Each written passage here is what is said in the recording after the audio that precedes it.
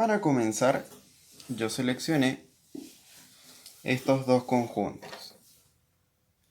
B con la suma usual dentro de ese conjunto y S también con la suma usual dentro de esos conjuntos.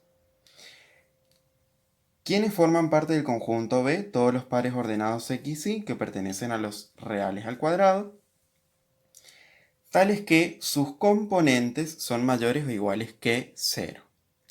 ¿Y quiénes forman parte del conjunto S? Todas las matrices cuadradas, n por n, en los reales, con la suma usual dentro de esas matrices cuadradas.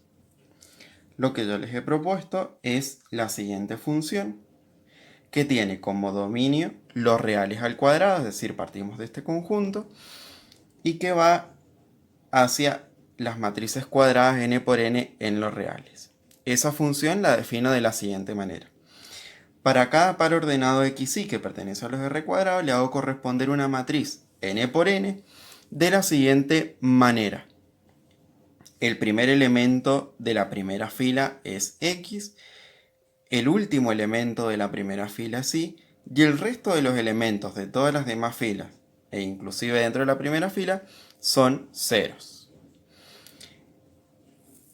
Vamos a comprobar con este ejercicio si la función que yo les he propuesto es un homomorfismo.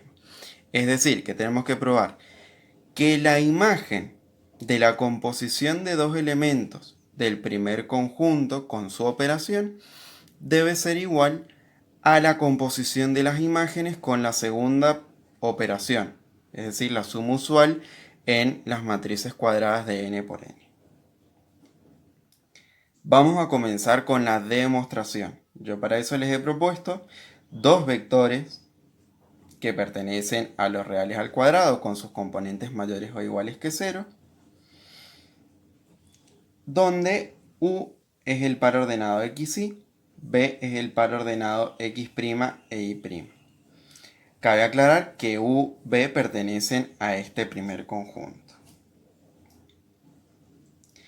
Partiendo de la imagen de la composición con la primera operación, yo tengo que la suma usual entre dos vectores de R cuadrado la puedo resolver de la siguiente manera.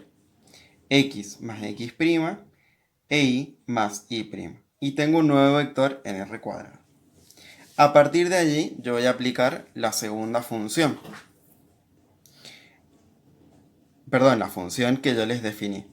Esa función le va a hacer corresponder la suma de esos dos primeros elementos, van a formar parte del primer elemento de la primera fila, y estos dos elementos sumados forman parte del último elemento de la primera fila. A partir de allí ya estoy trabajando con la suma en los matrices cuadradas de n por n, por lo tanto, lo que yo puedo hacer es sumar, extraer esta matriz n por n como la suma de dos matrices. Por eso yo acá he puesto x e y como estos elementos, x' e y' como estos elementos. En la suma de las matrices R en n por n, lo que yo voy a hacer es sumar elemento a elemento y obtengo esa matriz que tenía antes. ¿De dónde proviene esa matriz n por n? Esta matriz es la que le corresponde al par xy, es decir, es imagen de la función aplicada al par xy.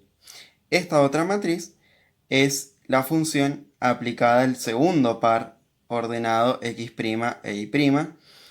Fíjense que estamos trabajando con la suma de matrices cuadradas n por n. ¿Quién es el par xy? El par xy es U. ¿Y quién es el par x' y y'? Es el par al que llamamos B, el vector B.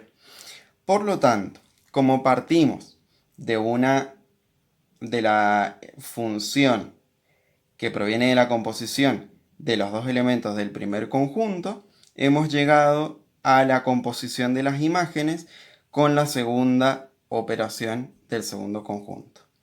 Por lo tanto, podemos decir de esta manera que esta función que les propuse aplicada a los conjuntos sí es un homomorfismo.